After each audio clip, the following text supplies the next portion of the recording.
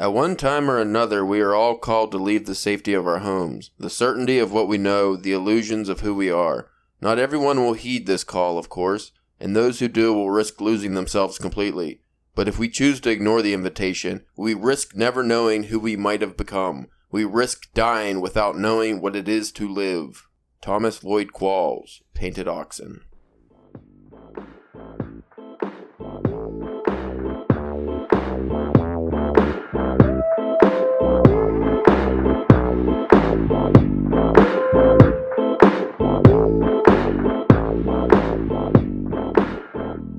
Hey there, folks. You are listening to the Drunken Pen Writing Podcast. I'm your host, Caleb James. With me today, Spencer, the Cantonese Kris Kringle Church. I think Colombian would have been better because the snow could be an allegory for cocaine. Whatever. It's a family show. We have other episodes. Yeah. Trying to get in the spirit. Today we are talking about the hero's journey. This one might be a two-parter, folks, because it's going to be pretty long. So you're going to want to buckle yourself in. Like the hero's journey. It's very long. Very long. Almost endless at times. It might even circle back around, just start over, and you won't even notice because you're just in a daze. This article is from blog.readsy.com. Doesn't have an author, so I'm just assuming it's one of them learning sites. You know, them sites that you go to get the learning. Get your smarts on. Okay, The Hero's Journey, an author's guide to plotting. Contents. What is the hero's journey? I'm not going to read all that. Ever notice that many stories seem to have a similar pattern? There's always a protagonist who goes on an adventure. I like that. Adventure! He makes new friends, or she, makes new friends, encounters roadblocks, fights a bad guy, or girl, and returns home. You see, you got language now. Yeah, you got to police it. You can't just say a bad guy. Person. Yeah. Bad person. Bad being. Yeah. Because why I gotta be a person? Why do I have to be a person? Can be a lizard thing. Makes new friends, encounters roadblocks, fights a bad person, and returns home a changed person. Because that would have been stupid sounding. That's why, see. In fact, we could sum it up for you in 2 words. Hero's Journey. I kind of want to read this whole thing like dude from the Goonies, Sloth. Hero's Journey. See, that just gave me Matt Damon flashback. Matt Damon. I probably sound more like that than. I haven't seen the Goonies in so long. I don't quite remember what Sloth is. He was a little special, I think. The story structure is as old as time, from Theseus and the Minotaur to the Lion King. So many narratives follow this pattern that it's ingrained in our cultural DNA today. In this post, we'll show you how to make this classic plot structure work for you and recap it all in a neat infographic. So I guess I will put this in the show notes so people can see the infographic. Ready to answer the call of adventure? Let's cross the barrier. I'd like to start this episode by saying that I've actually read many stories that has no hero's adventure at all, because like the Japanese literature that I read from time to time usually doesn't follow that structure so much. The samurai stories and things like that do, or the modern ones. There was a good chunk there where it was just about, it's like Seinfeld, just about nothing. A book about nothing. You're just there. Do you think you'd ever make those two comparisons, like Japanese literature and Seinfeld, have anything in common? I can make anything. You what the deal with? What's the deal with them goddamn emperors, you know? What's the deal with them shogunates? You ever notice? You ever notice when you try to steal the shogun's rice and he catches you? He cuts your head off. They don't start with a leg or a hand. They just go straight to the head. I don't know if you noticed in the beginning of that. I stuttered at the beginning because I almost went like super racist, like Chinese accent over with what the deal. Well, we're talking Japanese, so that wouldn't have made any sense. Racist Chinese caricatures. It's a different language, sir. Yeah, I know. They all use squigglies though, right? So yeah, not just squigglies, lines. Man, I was gonna almost say something racist. No, fuck. And just like that, DPW was canceled. What is the hero's journey archetype? The hero's journey is a classic story structure that's shared by stories worldwide. Coined by academic Joseph Campbell in 1949. When I was looking up the quote for the beginning of this, most of them were from Joseph Campbell. So apparently, He knows what he was talking about. Yeah. I did not choose one of his quotes because I didn't feel like reading 5 paragraphs.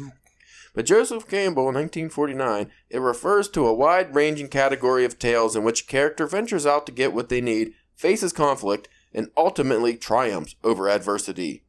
Here are the 3 stages of the hero's journey. The departure act. The hero leaves the ordinary world. Now, in your writing, how often do you use that as your beginning? Probably not too much. I'm sure I have. I mean, I guess it depends what you define as world, because obviously you're kind of thinking of a greater scheme thing when you think of just, the world. But if it's just the hero's world, like a lot of your stories probably, like the Daily Rounds was about the guy getting a job at the apartment building, but he left his life. I mean, that's what it is. It doesn't have to be a grand departure from your life. It's just a departure. You're doing something that you leave the comfort of your home and your journey begins. And I feel like this works better more in the long form or serial storytelling. In a short story, it might be like a little harder because you kind of have to like dive right in, so you might miss some of that stuff. Yeah, you don't actually get to set up the. I like to think of Zelda, the video game series. Yeah. He's always in like what's kind of like the Shire from Lord of the Rings. Like he's this little wooden. I forget what the name of his little town is. But it's like a little village in the woods. Most of the stories has Link, the protagonist, in that little village, and then he leaves the comfort of the village. But they set up the story so you learn kind of about him and his family or non-family or whatever the story may be. But you start off there, like Lord of the Rings, you start off in the Shire, and you learn about the characters and their world, and you get a feel for their daily life, and then bam, they go on their adventure. Well, you don't obviously get that if you're having a very condensed or short story. It's hard to set that up. The next part is the initiation act. The hero ventures into unknown territory, the special world, quotations, and is birthed into a true champion through various trials and challenges. I like to think of Hercules doing the 12 feats of whatever he had. Strength, I think. Yeah, that was pretty awesome. I wish they would have did that in that Rock movie. I didn't watch it because it wasn't really about his what was that? They had a term for that. The 12 something or other. But I think they just kind of glossed over that where he's doing all that cool shit. Like taking out the Hydra and all that stuff. It's like, oh, come on, man. That's what we want to see. We don't want to see dumb other stuff. But yeah, I mean... The Rock with hair. I mean, come on. Yeah, that was weird. But when it comes to the initiation act, that's kind of your whole story, pretty much. That's the chunk, like the middle chunk. Yeah, that's your, like the Odyssey, the whole sailing and fighting and sirens and everything. Like, that's all that stuff. And then finally, you have the return act. The hero returns in triumph. Now, again, this is the hero's journey. I feel like modern tales tend to not always have the triumphant return. The happy ending. Yeah, I'm sure there's a different category for that, but maybe that story's not about the hero necessarily. But I feel like there's classic hero journey stories that don't end with the hero necessarily winning, but usually there is a resolution. Yeah. And that made them the hero. Usually it's like a sacrifice of some sort. In 2007, screenwriter Christopher Vogler refined Campbell's original structure in this book, The Writer's Journey. In it, Vogler expanded upon Campbell's 3 phases, defining 12 stages that make it up. This is the version that we'll be dissecting later in the post. Well, shit. The hero's journey has its fingerprints in everything from The Lion King and horror novels to Star Wars and Arrival.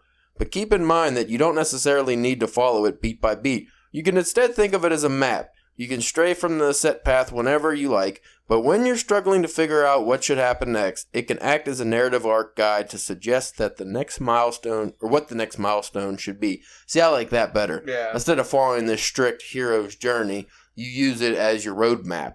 So you could divert off from the main road and go in the woods and have whatever happens, but know that maybe this is the point you want to end up, his triumphant return, or a certain battle. Like, you need structure to a story. If you just let it flow all over the place, it can be messy and the reader might not care to continue. The sacrifice to defeat evil, that kind of stuff. You saying you want to sacrifice yourself to defeat equality? That seems pretty fucked up, sir.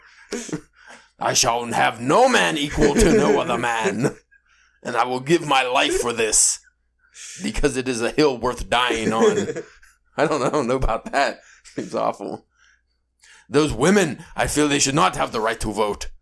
Like, geez, Spencer, that seems pretty... The bad thing is, like, if I was on any scale of the equality, it's on, like, the down scale, and I'm still just like, nay! Nay! The 12 Heroes' Journey Steps. The hero's journey is a model for both plot points and character development. As the hero traverses the world, they will undergo inner and outer transformation at each stage of the journey. The 12 steps of the hero's journey are 1. The ordinary world. 2. The call of adventure. 3. Refusal of the call. 4. Meeting the mentor. 5. Crossing the first threshold. 6. Test allies, enemies. 7. Approach to the inmost cave. 8. The ordeal. 9. Reward, seizing the sword. 10. The road back. 11. Resurrection. 12. Return with the elixir. That is a lot. See, that definitely expands upon the original 3, which is just pretty much most of this is just that middle part that was on the original. You could literally take each one of those things, make a chapter out of that, and there's your book. Yeah, you could. Yeah, you can make each one of those a 10,000 word chapter. Well, that's a fucking long as shit chapter, but yeah, you can make each one of those a chapter. Or at least a chapter or two, how depending on your writing style and stuff like that. But yeah, that basically that's a layout for a whole book right there. Mm-hmm. Something fucking stinks. I smell garlic. Say, is it chicken again? She didn't like garlic salt. Somebody's making it. It's like, oh, they're making a podcast. Let me make something stinky. He said he smells so bad that it interrupts.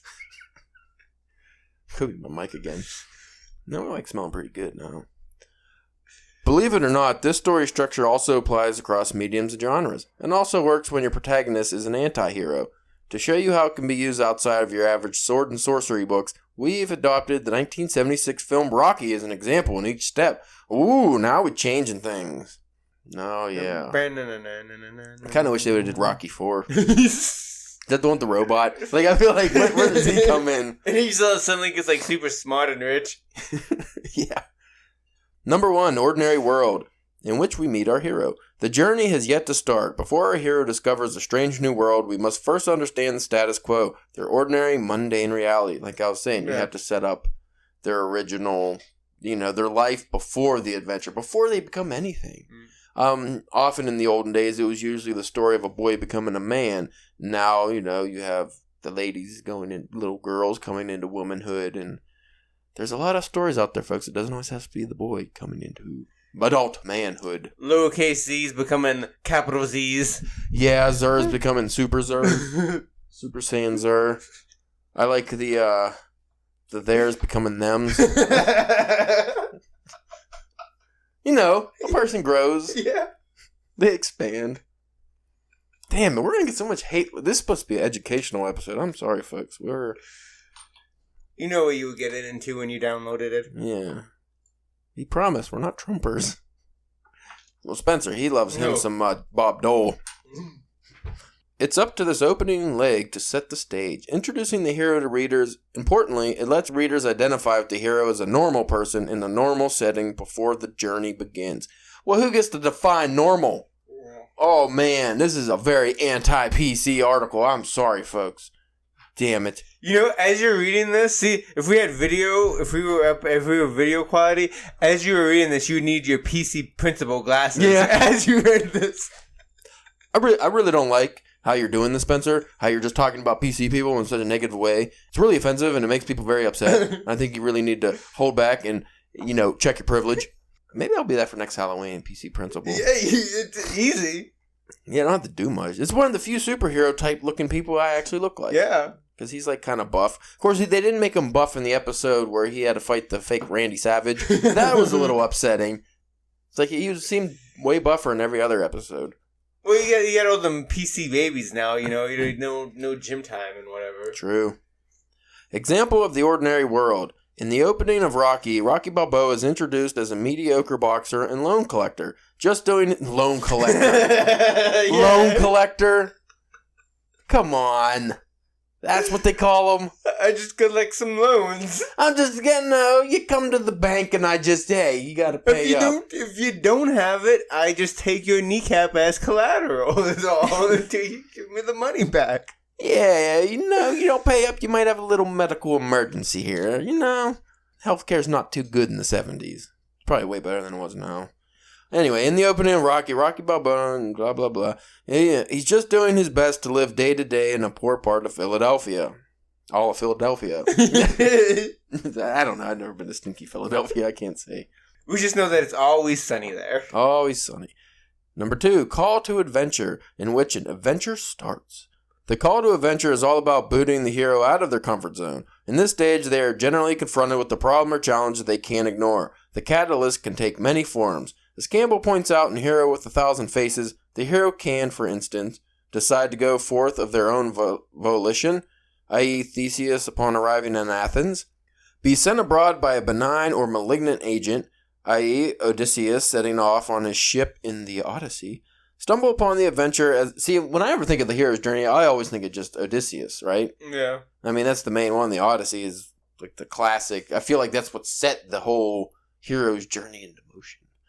Anyway, stumble upon the adventure as a result of a mere blunder, i.e. Dorothy when she swept up in a tornado in The Wizard of Oz. Fucking Dorothy. Dumb shoes. I feel like the real hero of that story were the little dancing munchkins. Yeah? Well, I mean, aren't they the ones that pretty much did everything? No, they're just the ones you tell her to walk down the road. Yeah, exactly. They knew where to go. I think they just wanted her out of her town. Like, you tall, get out! Go down the road! She dropped a fucking house on someone. I mean, but it was on a bad person, though. Right? I guess. A witch. But who's to say they're bad? You know what? We're not going to do it. Be casually strolling when some passing phenomenon catches the wandering eye and lures one away from the frequented paths of man, i.e. Elliot and E.T., upon discovering a lost alien in the toolshed. The stakes of the adventure and the hero's goals become clear. The only question, will he rise to the challenge? And of course he will, because then you have no story otherwise. Yeah, I mean, think of how different these stories would be if, say, Elliot opened the toolshed and said, nope, yeah, fucking with that. That's an alien, Mom. Government comes, shuts that shit down real quick, game over. Murders E.T. Probably murders Elliot, and they don't want any witnesses. I mean, what if Odysseus was just like, fuck it, I don't want to go on And this. now we wouldn't have like a shitty TV commercial with, have you seen that? No. I forget what it's for, but E.T. comes back and Elliot has a family. I did and see stuff. that. I thought you were talking about Odysseus. No, I've seen the E.T. one. Example of the call to adventure. Apollo Creed, the undisputed world heavyweight champion, decides to make a big fight interesting by giving a no-name a chance to challenge him. Intrigued by the nickname, the Italian Stallion, he rings Rocky up. I'd be intrigued by that name, too. Yeah. Number 3, refusal of the call, in which the hero digs in their feet. Great, so the heroes received their summons. Now they're all set to be whisked off to defeat evil, right? Not so fast. The hero might first refuse the call to action. It's risky and there are perils, like spiders, trolls, or perhaps a creepy uncle waiting back at Pride Rock. Oh, I thought that was going somewhere else. I just read creepy uncle. Yeah. Like, wait a minute. This took a turn. And even at Pride Rock, that's still like... It took me a second because I haven't seen The Lion King in a long time. Yeah. I was like, a creepy uncle? What's going to happen? Yeah, I wouldn't want to go on the hero's journey if the fucking creepy uncle was waiting for me. I'm going to call him Uncle McFeely Hands. Anyway, it's enough to give anyone pause. In Star Wars, for instance, Luke Skywalker, I still prefer Luke Skyballer from Max and Miri. But for instance, Luke Skywalker initially refuses to join Obi-Wan on his mission to rescue the princess. It's only when he discovers that his aunt and uncle have been killed by stormtroopers that he changes his mind. It's like the only one the stormtroopers ever killed, right? Yeah, that's the only thing they've ever hit. He probably shot 800,000 rounds into the house. I actually prefer stories where the protagonist either refuses or is just hesitant about jumping into the journey. I feel like it gives them a little more character and makes you maybe feel with them more. Because I hate when the protagonist is just all gung-ho. Yeah, I'll just do this shit and save the day. Why not? And it's more realistic. Yeah. And especially if the only time would make sense is if you're writing like a series or like when it comes to like comics or anything like that. Then it would be like, okay, because that's the... Well, the character's already established. Yeah, in that so, sense. but it's to start out with... Well, even like Superman, for example. You're not going to start off with Superman. He once he figures out his powers, he's like, I'm going to go save some shit. Like, you're going to have, like in Man of Steel, they did with the he didn't want to necessarily reveal himself. His dad taught him, well, his uncle, fake dad, whatever, taught him that you don't necessarily need to be the hero. Like, he didn't want him exposing himself. Yeah. So when that bus goes underwater, he has a decision to make. It's like, oh, shit. I was thrust into this position. Do I do what I feel I'm supposed to, or do I do what must be done? Yeah. And obviously the hero chooses. And he later on, he did the same thing for whenever his dad is that tornado. Yeah. And his dad whispers, John Kent whispers, no, not to save him, so he wouldn't reveal himself, even though that's something he really wanted to do. Exactly. And regrets now, which infects, like, the way that he acts now. He will, like, Superman's big thing is, like, he tries to save everyone. Yeah, he doesn't want to leave anybody behind. Even though that he knows that he can't, he's going to try to save as many as he can. See, that's a good way to develop a character, because if you didn't have that little part, then why is Superman so gung-ho on saving everybody? You don't have that established in his character arc of why he would feel the need to be this big hero just because he has... Because just because you give somebody superpowers doesn't automatically mean they're going to do good. Not to go on a little tangent here, but I was listening to another podcast and they brought up Mark Waid, who's a big comic book writer, legend guy. They were talking about Superman and they brought up a quote that he said that Superman... One of the great things about Superman is that he can literally hear, like, everybody on the planet that needs help. And him having to try to figure out who he can save, how he can save them.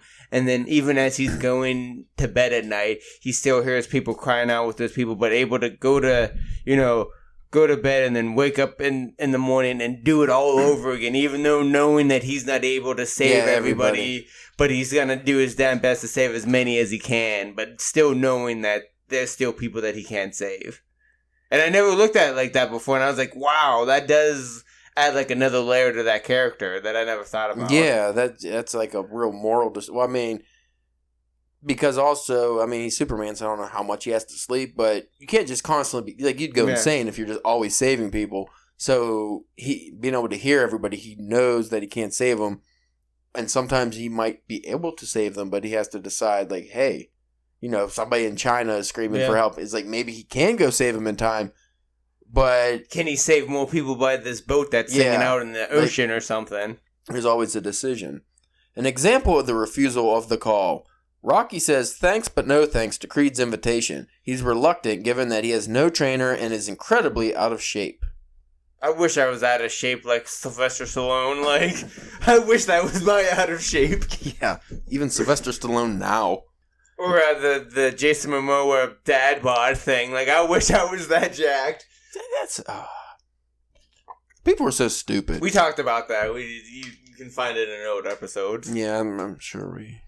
On one of our DBS episodes, I do believe. Yes, not to be confused with our IBS episodes. Those are a whole other thing. Those are kind of gross. But they're doing really well. People love to hear that. Number 4, meeting the mentor, in which the hero acquires a personal trainer. Oh, shit, son.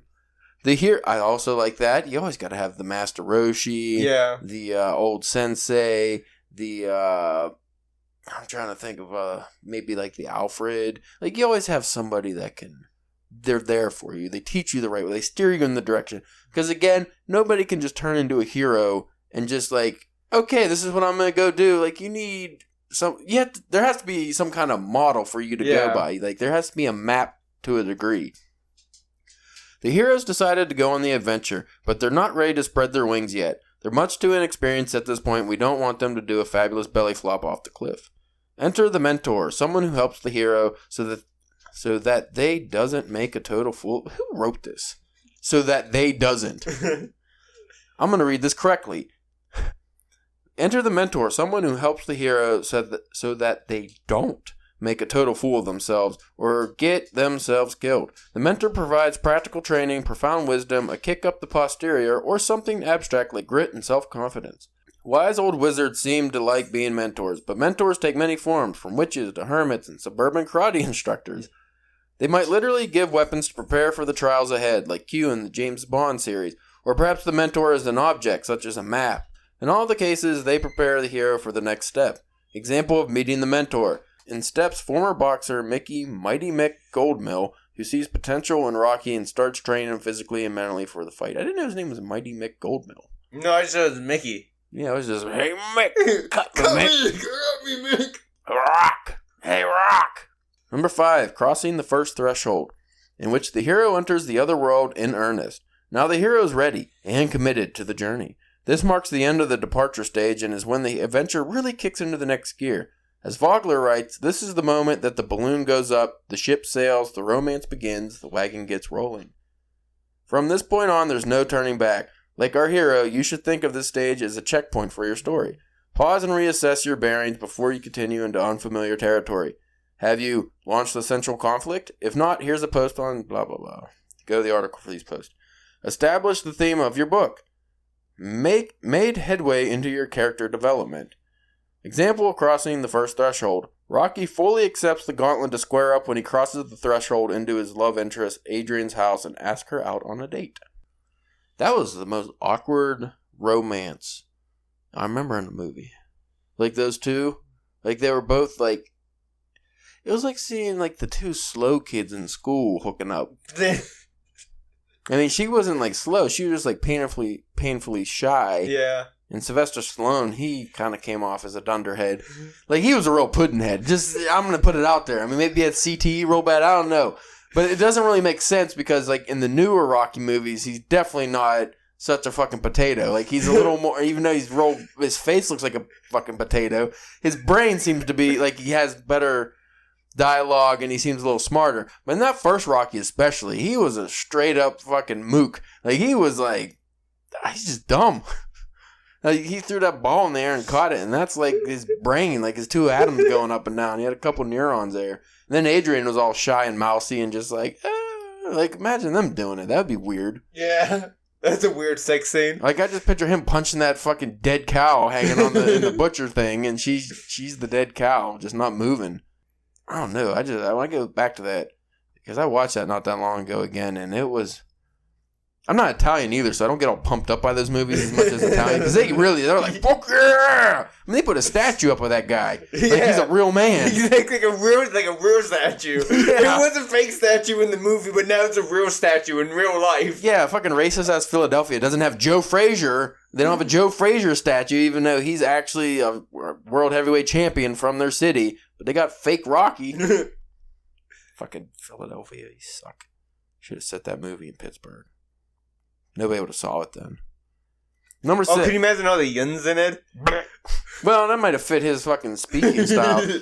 Well, why was Rocky the hero of Philadelphia when he's clearly like from New York or something? The way I don't know. I don't talk about this anymore. Number 6. Test. Allies. Enemies. In which the hero forces new challenges and gets a squad. He squads up. Goes deep, goes hard. When we step into the special world, we notice a definite shift. The hero might be discombobulated, but I never read that word before. Discombobulated? Yeah, I never read it in print. Huh. It's a long word. Yeah. The hero might be discombobulated by his unfamiliar reality and its new rules. This is generally one of the longest stages in the story as our protagonist gets to grips with this new world. This makes a prime hunting ground for the series of tests to pass. Luckily, there are many ways for the hero to get into trouble. In Jumanji, Welcome to the Jungle, Spencer Bethany, Fridge, and Martha get off to a bad start when they bump into a herd of bloodthirsty hippos. The fuck was Welcome to the Jungle? Is that the new one? Yeah, I think that's the Rock one, yeah. No, I didn't read that or watch it or whatever. I kind of, I didn't see the first one. I want to see the second one, I definitely want to see the second one because I want to see The Rock be Danny DeVito. It looks hilarious. Like, it looks way more interesting than the first one. In his first few months at Hogwarts, Harry Potter manages to fight a troll, almost fall from a broomstick and die, and get horribly lost in the Forbidden Forest. Marlin and Dory encounter 3 reformed sharks, get shocked by jellyfish, and are swallowed by a blue whale en route to Finding Nemo. This stage often expands the cast of characters. Once the protagonist is in the special world, he will meet allies and enemies, or foes that turn out to be friends, and vice versa. He will learn a new set of rules from them. Saloons and seedy bars are popular places for these transactions. As Vogler points out, so long as the hero survives them. Examples of tests, allies, and enemies. Rocky continues to try and win over Adrian while making a dubious friend in Paulie. Paulie was another fucking skeezy fuck. If you think about it, none of the characters in that movie were likable. No. Maybe Mick, who's always yelling. But think, like, Adrian was boring. Rocky was mentally challenged. Paulie was a douche. By the way, I mean, you can make fun of Rocky because he fucking broke people's legs for money. Yeah. You know, he's a loan fucking... What do they call him? A loan collector. Yeah, a loan collector. Yeah, then Apollo Creed was an asshole. It's just everybody in that movie was kind of a jerk. It was set in Philly. Makes sense. Number 7, approach to the inmost cave, in which the hero gets closer to his goal. This isn't a physical cave. Instead, the inmost cave refers to the most dangerous spot in the other realm. Whether that's the villain's chambers, the lair of the fearsome dragon, or the Death Star, almost always it is where the ultimate goal of the quest is located. Note that the protagonist hasn't entered the inmost cave yet. This stage is all about the approach to it. It covers all the prep work that's needed in order to defeat the villain. Before I get to their example, my example would be the scene in The Princess Bride when they bring the man in black, Wesley, back to life, but he can't walk yet or anything. He's kind of paralyzed. So him, Andre the Giant, and Indigo, they're propped up outside the castle with a whole bunch of men, and they're coming up with their plan to storm the castle and save the princess. It is a thing that it's always fought on like the bad guy's turf. Yeah. Well, yeah, if it was on the good guy's turf. Well, no, that's not true. Think about the fight in Wakanda. Black Panther, that was on the good guy's turf. Yeah, I guess. And Endgame was fought on Earth. Well, yeah, I mean, but Thanos is a very different kind of character set up that way. Yeah. Whatever. Example of the approach to the inmost cave. The inmost cave in Rocky is Rocky's own mind. Oh, come on. He fears that he'll never amount... He fears that he'll never amount to anything. Something that he reveals when he butts heads with his trainer Mickey in his apartment. I can't do it, Mick. He's just too good. He's got too much muscles and he's got that swag. I don't know what to do, Mick. I'm a bum. I'm always gonna be a bum. I'm gonna go shoot some pornos. And that's how the Italian Stallion came to be. I don't know if you ever saw that. That was awful. It's just like Stallone and a bunch of people like dancing in a circle naked. No. I don't remember even seeing any boners in that movie. A lot of hair, though. A lot of hair. I say, is he as bad? Because I haven't got around to see the Creed movies. No, the Creed movies are really good. And his acting, like, was Oscar-worthy, at least the first Creed. So that's why I said, like, he got way smarter and just better acting by those movies. But the first Rocky, like, I can see why they didn't want him to actually be in the movie. Yeah. They just wanted to buy it off him. They're like, no, we don't want you in this movie. Of course, he stole that whole movie from, like, an actual boxer. Like, that was a real guy's life. Yeah. Who fought Muhammad Ali and knocked him down. Number 8, Ordeal, in which the hero faces his biggest test of all thus far. Of all the tests the hero has faced, none have made them hit rock bottom. Until now. Vogler describes this phase as a black moment. Ooh. Campbell refers to it as the belly of the whale. Both indicate some grim views for the hero. The protagonist must now confront their greatest fear. If they survive it, they will emerge transformed. This is a critical moment in the story, as Vogler explains that it will inform every decision that the hero makes from this point forward.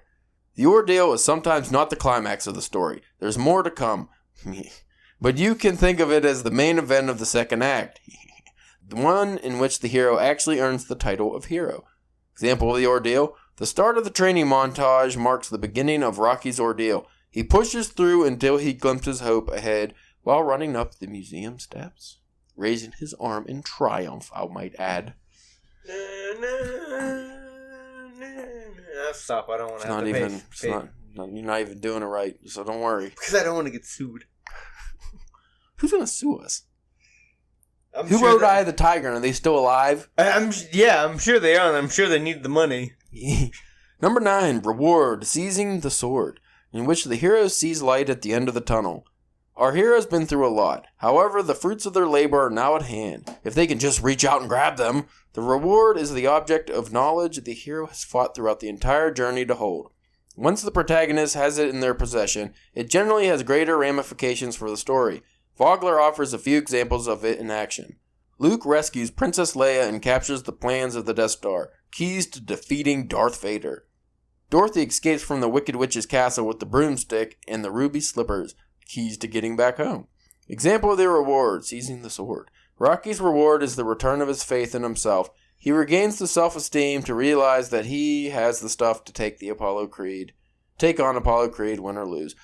I feel like Rocky wasn't the best, choice. Yeah, for the hero's journey, because most of this just seems to be mental stuff he's facing. You know what I keep on thinking as we keep on going through these, and I know it would make no sense for this article because it's probably not, wouldn't we just right as an audience, but just Goku the whole time as you've been Goku would be a much better hero's journey, most likely. Of course, Goku is the least developed character in.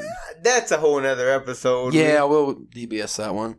We could combine that, though, to a hero's journey Goku. Oh, yeah. I think I showed you a video once that was really excellent on that. Dude. And about the character development, him and Vegeta. And yeah, he has a whole bunch of other videos now. He's been out for a year. Told me you got lost in that wormhole. Yeah, man, they're all good. I wish I knew that guy's name. I'd shout him out. Totally not Mark or not Mark. Something like that. Totally not Mark. That's wrong. Sorry, folks. Sorry, Mark.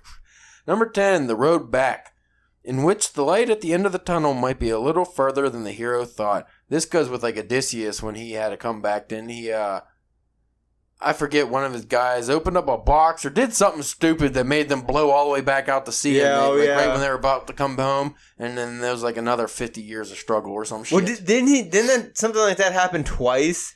Didn't he almost get home twice? I think so. I think the Iliad. That's the first one, right?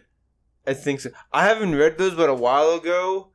Yeah, that's probably 5 or 6 years ago. The History Channel had a mini series called Clash of the Gods, and they just kind of went through each one of those kind of stories, and had scholars and historians talk about it, and then they had actors playing out some of the parts, but they did that Hercules, the Minotaur, all those kind of stuff. They were pretty good. Maybe next year we'll go into reading some mythology. I think that'll be good. Maybe we should probably do an episode on that too.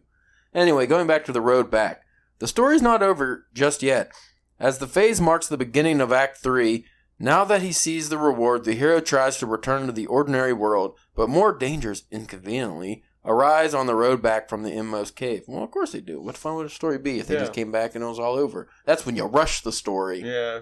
More precisely, the hero must deal with the consequences and aftermath of the previous act. The dragon, enraged by the hero who's just stolen a treasure from under his nose, starts the hunt. Or perhaps the opposing army gathers to pursue the hero across a crowded battlefield. All further obstacles for the hero, who must face them down before they can return home. Example of The Road Back. On New Year's Day, the fight between Rocky and Creed is held. Rocky realizes the challenge that lies before him in the first few rounds, in which both men are more or less equally matched. Again, I never would view that fight as the road back, because then you have to break down the fight into its own hero's journey. Yeah. I feel like it doesn't make sense to me, because that, if anything, that's the climax of the movie, is the fight that builds up to, him almost winning or losing. Which, that's one thing that I do give Rocky credit for, is him not winning. Yeah, he didn't win. At the end, I do like that about it. Though they really did make up for that when he fought Ivan Drago and had Russia chanting for him when he won. It's no, he ended the Cold War. That was ridiculous. That was ridiculous. Was that the one with the robot too? Was that Rocky 4?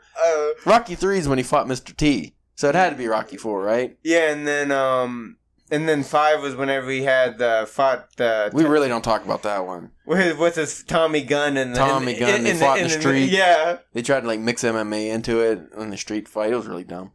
Number 11, Resurrection, in which the last test is met. Here's the true climax of the story. Everything that happened prior to this stage culminates in a crowning test for the hero, as the dark side gets one last chance to triumph over the hero. I started reading that like I was reading the word gyro, which is also pronounced hero, actually. So, yeah. But I always pronounce it gyro because I'm stupid. Anyway, Vogler refers to this as a final exam for the hero. They must be tested once more to see if they have really learned the lessons of the ordeal. It's in this final battle that the protagonist goes through one more resurrection. As a result, this is where you'll get most of your miraculous near-death escapes, a la James Bond's dashing deliverances. If the hero... Sorry, I just wanted to combine James Bond into the movie Deliverance. Imagine what those fucking hillbillies would get then. cunning James Bond tied to a tree. And maybe he has a gadget right when they're about to come after him. That'd be the time that the gadget fails and he has to squirrel like a pig. Oh, man. Sorry, Daniel Craig. 0000. I'm sorry, that would happen to Roger Moore, not Daniel Craig. Anyway, if the hero survives, they can start looking forward to a sweet ending. Unless you're in the Deliverance world. That's a different kind of hero's journey. Happy ending. The happy for some, maybe. Happy for Burt Reynolds, if anybody. I think he's the only one that really got out of that unscathed. And the Banjo Kid. Example of the... even after murdering everybody, are you really that unscathed afterwards? I feel like as long as you weren't the piggy guy, you were doing all right. Example of the resurrection. Rocky's knocked down more than a few times as the fight continues. The entire fight winds up lasting 15 rounds and takes both men to the brink of exhaustion. I just remember Apollo Creed, ain't gonna be no rematch. Ain't gonna be no rematch. And there wasn't there? Isn't that what happened in the second one? The Rocky one? Yeah. Isn't then that's how he gets the belt, right? They become buddies? Yeah, and then he... I don't remember. Yeah. Those movies blending. They're all the same movie. My brother's gonna kill me. He was a pretty big Rocky fan. He's fucking it all up. You guys are fucking it up. Like I'll get whenever they talk about like superhero stuff. I'm like, no, you guys are stupid. No, this is his turn now. Rocky is not retarded. He's just a shy, quiet guy. He's not dumb. He's very smart. He knows what he's doing. He's a ring tactician. I'm sorry, but he's not. He just fucking blocks every punch with his face. He took his cues from Muhammad Ali and just like you get tired beating his face in. Yeah. 12. Return with the elixir, in which our hero has a triumphant homecoming. This is the end of this. Finally, the hero gets to return home. However, they go back a different person than when they started out. They've grown and matured as a result of the journey they've taken. Often, the boy becomes a man. But we've got to see them bring home the bacon, right? That's why the protagonist must return with the elixir, or the prize won during the journey, whether that's an object or knowledge and insight gained. Of course, it's possible for a story to end on an elixir-less note, but then the hero would be doomed to repeat the entire adventure. Example of the return with the elixir? Rocky doesn't win the fight, but he doesn't care. He won back his confidence and beaten his mental demons, and he's got Adrian, who tells him that she loves him. Oh. About time she said something. Who's more mousy? Her or the mom from The Shining? Like if you had like a little weird... Shelley Duvall is way more mousy because she actually looks like a mouse. Both could play Olive Oil. I'm sure one actually did. I forget. I think one of them played Olive Oil if I remember correctly in a Robin Williams adaptation. Or maybe a previous... I don't know. Popeye had some tumors on his forearms. That's all I ever remember. He clearly had a stroke too. I think that's actually a Family Guy joke I'm ripping off. Yeah. That's the problem when you try to be funny is sometimes you rip off stuff that you just remember or don't remember, but it's in your brain. Yeah. So we probably do that way too much. All the time. But that's how comedy I'm sure anything I've said that was remotely funny was not original. Yeah, somebody else already said it. Free infographic, the hero's journey template. And that's a pretty helpful template. So I will put this in the show notes. Again, that's blog.readsy.com /hero's journey if you want to check it out. But go to the show notes. We'll have it there for you. It's a very, very detailed article, and they also have a lot of infographics that have different things for plotting your novel. And it looks like a site I might actually go to more often. I really like that. That didn't take that long. It was only 45 minutes. I got some good, useful information for that. The main thing I wanted to... the reason why I wanted to go over the hero's journey is because... One, we've been writing longer stories now. And two, I feel like we never really fully utilize the hero's journey in our stories. We always kind of write, even when we're not writing like grim, darker tales, like I feel like we don't necessarily hit the right points. And I think that's because we don't really go with the hero's journey. We don't have the solid conclusion. And that's what leaves readers satisfied. Is you have the start with the character... You have the whole middle and their ordeal, and then you have the end where there's the resolution and what they've learned and things like that. And I feel like we always are just kind of right in the middle. Like we have again, it's because a lot shorter stories, but still, we always kind of hit the whole middle where we just get into the action and things like that. But we don't actually establish a solid foundation. Yeah. And then because of that, the ending doesn't have as much of a hit that it normally would. So I think that would be something to work on. But again, with longer stories, that comes in a little better. You have more room to grow that kind of stuff in. Yeah, because with short stories, and especially fact fiction, you really can't. No. But like short stories of up to 5,000 words, even up to 10,000, those are usually... I can't say I've ever read a short story like that had the hero's journey that was 10,000 words or less. I mean, even like when I was reading the Clive Barker collection, I don't think any of those would be considered the hero's journey for the most part. And most of those stories were 40 to 50 pages each. Yeah. I mean, that's a lot of there's character development and a lot of fleshing out of things. Same with Stephen King. A lot of his stories, they don't have the hero's journey in those short stories because I don't think you really can. You need at least a full novel, I think, to tell a proper hero's journey. I'm going to go ahead and give you... Well, first, what's your favorite hero journey tale? Like, have you read, maybe novel? We'll go novels, not comics or anything. We'll just go, what's your favorite novel that, your hero starting from his comfort level of being home or wherever, he goes out to explore something, gets sucked into an adventure, and then he has an ending with a conclusion after a climax. See, that's kind of hard for me because, like, a lot of what I've read has been Stephen King stuff, and, like, he doesn't necessarily follow that model too well. You don't feel that perhaps maybe they like the Stand. The Stand could be considered. Maybe whatever, like a Pet Sematary. I mean, it doesn't have to be, again, like they said, it doesn't have to necessarily be like a happy ending. Yeah. Or, I mean, the hero doesn't necessarily even have to win, which obviously with horror you don't have a lot, like especially Stephen King. I mean, like, Carrie was kind of like the hero's journey that went tragic. Like, I think there would be a tragic version of it. Yeah, because she started off, it had her home life, which wasn't good, and they developed the character, and then as you go, she kind of, especially like if you went by the movie version, she learns about her powers, and there's a point where it seems like, okay, maybe she is going to turn, like, up to the homecoming scene. It's like, oh, well, she's homecoming queen. You could see her life turning around, and you see that hero's journey. But it's like it's pretty much what would happen if the hero lost during the big climax. That'd be the tragic story of Carrie. And I feel like Stephen King usually goes that route. Yeah, almost every story of Stephen King's probably goes that route. If I'm gonna go with my all-time favorite, and this was, I'm pretty sure that this is like another classic. Adventure tale, but this was actually based on a real guy, but this was the fictional version, which was Musashi by, I had to look it up because the name's hard to get, Eiji Yoshikawa, and I've been trying to get you to read it. It's such a good book, but it's the tale of Musashi, Miyamoto Musashi, who was a real person, and he's had a lot of fictitious versions of his biography because he was such one of those figures in history that was so amazing. People pull a lot of his actual life into their fiction. Yeah, he was considered the greatest samurai of all time. And like in Musashi, it starts off with his life at the very beginning, and then it goes to him getting into swordsmanship, and he's kind of like wild, and then he gets into that Vagabond series based on that too. And then, like, he gets captured or arrested or something, and he becomes, like, a learned man, an educated man. And then that would be, kind of his mentor. He's learning and reading.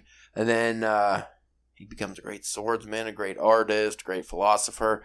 And then at the end, it culminates with the final battle that he's challenged to. And the book's great with having other characters all in their little journeys too, and then it all culminates in the final. I have been wanting to check out some of that, like the Japanese literature and the new and old stuff, because you've been really reading that stuff and been talking great things about it.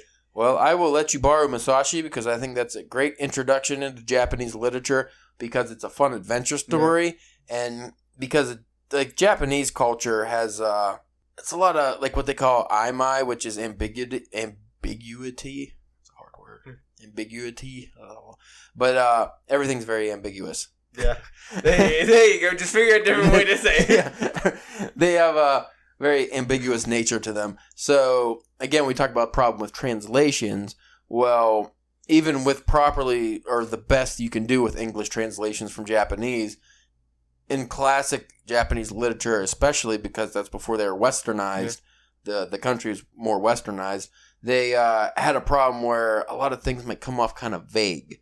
So you don't necessarily understand certain elements, because it's not like us where everything's kind of just like shown to you. Like Japanese culture has a lot of what they call like beauty and silence, where we would have, the awkward silence. Yeah. Over there, they just kind of relish in it. So that's why, because I was reading a thing about Japanese haiku, and one reason why we never really understand it is because of how they view beauty and art and things like that is so much different than ours. So, for instance, like one of the most famous Japanese haikus was something like, the frog jumped in the old pond, it made a noise. And that's obviously like the translation. That's the best they can do. And that obviously is not capturing the haiku properly. So you'll get that with a lot of classic stuff. But like the Musashi, I think would be a good introduction because it's just a fun story. Oh, what's more harder to read? Those translations or any H.P. Lovecraft thing ever? Like even like a hand note he wrote to like, a loved one. I would say it's probably easier to learn Japanese and how to read Japanese and all the kanji characters and just read a Japanese novel than it is to read H.P. Lovecraft. Because you finally dived into the H.P. Lovecraft and now you're feeling the pain I felt for a year when I read this whole collection. That's probably how long is that how long it took you a whole year just to read I took a lot of breaks, but I would read like 2 or 3 stories and then I'd have to take like a month off. Because it's just so dense. Yeah, because you're reading Color Out of Space. Yeah. And that's one of the easier ones. Yeah, right. It's one of the more understandable ones. But to go back to mine, as we were talking, The Stand, yes, because The Stand is like the ultimate like good versus evil, and these characters like their normal lives before this flu took out the majority of the population, and the trials that each individual goes through before they come together, and then the stand that they have to make at the end against, I also, that's very true, but I would also suggest, I don't know if to suggest, but a book we both read that was more of a fun read, and I would say is The Classic Hero's Journey, Artemis. Sci-fi version, but in perfect introduction to the character. Yeah. Has great action, great climax, great ending, personally, is what I thought. So, like, that's a quicker read. So, if anybody wanted, like, a sci-fi fan would want to get into that, I would recommend something like Artemis. It's not a series, so you don't have to read 15 books. Before we end this, I wanted, because I don't remember if I brought this up to you or not, but because since we're talking about the hero's journey, this is a kind of a depressing version, but for our next book cast, where we, like me and Ashley, we did House of Leaves last time. If you wanted to get in on this one, we're thinking of, after the holidays, reading Cormac McCarthy's The Road. Oh, I heard that just makes you kill yourself. Yeah, it's going to be depressing, but... Because I know, like, I watched some of the movie, and I wanted to fucking put a gun in my mouth. So, well, that's why I figured after the holidays, and then, everything's, like, dark, and you're feeling bad and just naturally depressed from no sun and everything. So I had to figure that's perfect. It feels like the road outside today. Yeah, I think it's only a couple 100 pages, so that's just not... Yeah, I don't think it's a big one, but... Yeah, so we'll be able to breeze through that one, unlike House of Leaves, which was really a tough read. So if you're interested in hopping on that, you can... Because I'll probably buy that after Christmas, and that'll be fun. Yeah. And the fucking people really love the House of Leaves ones we did. So, oh, yeah? Yeah, I don't know why, but they did. I think mainly just us making fun of how ridiculous it was. But this one we can make fun of how depressing it is. We'll try to make it upbeat. Gallows humor, if you will. Just from, like, looking through that book of House of Leaves, it was just... Why would anybody want to read it, let alone make that? I wonder, could you get that book on Kindle? And if you did, what would it be like? You can, but I was wondering that myself. I was like, I don't think it would be the same. You have to hold that book. That has to be an actual physical book to read, I think. If you had a Kindle version, which it does exist, it'd probably suck ass. It wouldn't be fun. Be flipping things. Yeah, it'd be weird. But anyway, if you folks want to tell us how much you love us, you go to drunkenpenwriting.com. Hit us up on Twitter at drunkenpenwriting, or go to Facebook and Instagram at drunkenpenwriting. We are classy folks. We share things. We tell you how much we care about you. We tuck you into bed at night. And we've also been shooting around the idea of a Patreon, so if you have any ideas for what we could post on that, let us know. We have a couple cool things brewing in our heads, but we would love to hear from you guys and ladies and sirs and thems. And I want to do, you know how they have the 12 Days of Christmas song? I want to do like the 72 genders of humans. I think that'd be like... As long as we don't go to Canada, we should be fine. 72 zers a zerring, 30 or 71 thems of... They're That's sad. I should really read that list. I don't remember all of them. All right, folks. Well, I don't know when this episode will drop, but if it should be before the holidays, right? Yeah. So, happy holidays. Yes. And whatever those may be. Yeah. Check us out for the new year. We might have another one out before the new year. I'm sure we will. We should do a New Year's one. Are you off New Year's Day? I don't know yet. That'll be on She's off. I know. I'm off the day. New Year's Day is what I'm saying, but New Year's Eve. But I'm off in the evenings. Are you off in the evening and the next day, preferably, just because we were gonna go do some fun stuff in Pittsburgh, but just fucking who wants to drive? And especially around the night. Like New Year's Eve. Yeah, that's gonna be rough. Yeah, so we'll probably just do what we always do and stay here and just. Well, it's 2020, so we were kind of hoping to do a Fitzgerald Great Gatsby style ironic Gatsby party, but we don't have friends, so we're just gonna drink gin, I guess. So do you have the hats and the dresses? That's another thing. I don't want to spend money on that, so I'm probably just gonna wear a fancy robe. Whatever. Shut up, don't judge me. I'm not. No judgment.